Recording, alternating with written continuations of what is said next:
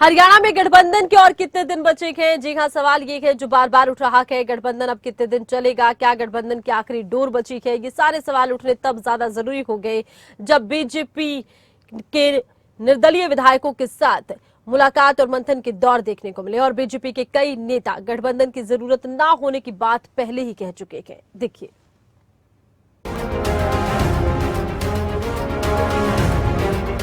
हरियाणा में गठबंधन को लेकर पिछले कई दिनों से चल रही बयानबाजी का शायद अब परिणाम सामने आने वाला है। दिल्ली में बीजेपी के प्रभारी बिप्लब देब की निर्दलीय विधायकों के साथ 1-to-1 बातचीत हुई। ये सवाल भी उठने लगा कि क्या बीजेपी निर्दलीय विधायकों को साथ लेकर सरकार बनाने वाली है? क्या अब जेजेपी का साथ छोड़कर निर्दलीय विधायकों का साथ लेकर बीजेपी सरकार बनाएगी? बीजेपी तो पहले दिन से ही सक्षम थी, मेरी निगाह से पहले दिन से ही सरकार बनाते तो सक्षम थे, क्योंकि सारे निर्दलीय साथ ही हैं। और मुझे लगता है दोनों पार्टियों ने एक दूसरे से चर्चा कर सहमति कर प्रदेश में गठबंधन किया था। मुझे नहीं लगता किसी ने किसी पे एहसान किया। अपनी तरफ से सुझाव दिया कि सरकार को तुरंत प्रभाव से इस गठबंधन से बाहर होना चाहिए, जेजेपी को अलग करना चाहिए। शुरुआत गुरुवार से करते हैं। दिल्ली में गुरुवार शाम हरियाणा बीजेपी के प्रभारी बिप्लब देब ने निर्दलीय विधायकों के साथ बातचीत करना शुरू किया।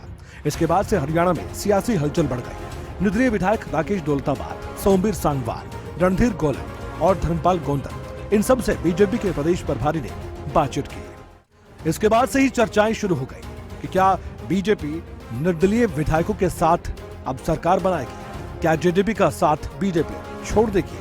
खैर, इन खबरों को बल मिला शुक्रवार सुबह से, जब कुछ और निर्दलीय विधायक बिप्लब देब से मुलाकात करने पहुंचे।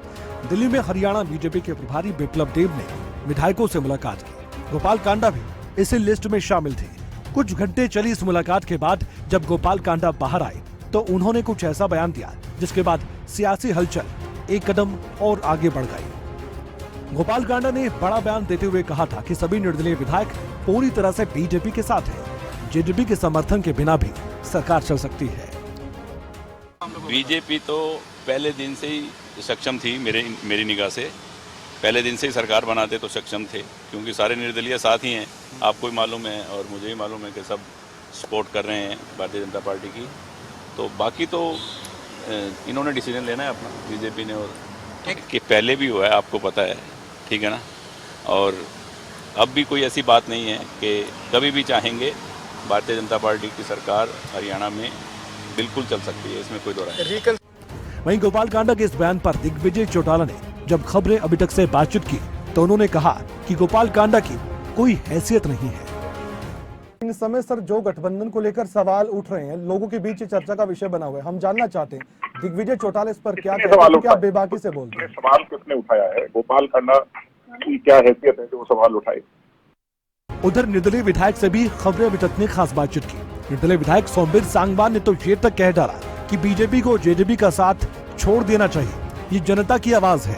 अपनी तरफ से सुझाव दिया कि सरकार को तुरंत प्रभाव से इस गठबंधन से बाहर होना चाहिए, जेजेपी को अलग करना चाहिए। इसका इनकी खिलाफत का खामियाजा पार्टी या सरकार को नहीं भुगतना चाहिए।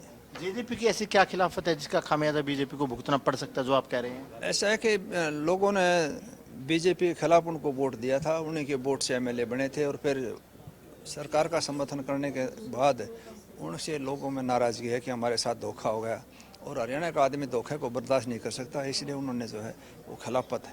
अगर गठबंधन तोड़ लिया जाता है, अगर मैं इसलिए लगा रहा हूँ क्योंकि भविष्य की बात है, तब जो बीजेपी का जो आप कह रहे हैं कि नुकसान है, बीजेपी को उसका फायदा होगा गठबंधन तोड़ने का?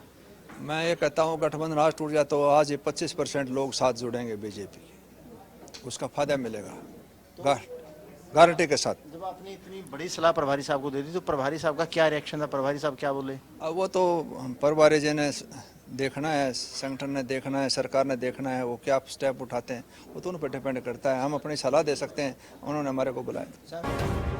इसके साथ ही बिप्लब देब के साथ निर्दलीय विधायकों की मुलाकात को लेकर जब हरियाणा के उप मुख्यमंत्री दुष्यंत चौटाला से बातचीत की गई तो उन्होंने ये बात कहते हुए टाल दी कि मुलाकात करने से क्या होता है, लेकिन डिप्टी सीएम बिप्लब देब के एहसान वाले बयान पर खुलकर बोले। भारतीय जनता पार्टी और जननायक जनता पार्टी का गठबंधन माननीय अमित शाह जी के घर पे हुआ था 10:30 बजे।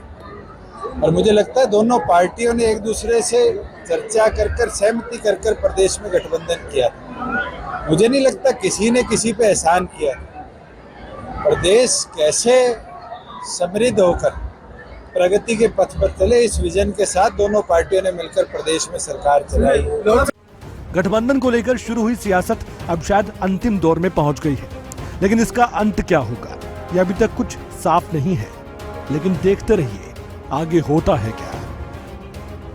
पंकज पांडे, ब्यूरो रिपोर्ट, खबरें बेटा।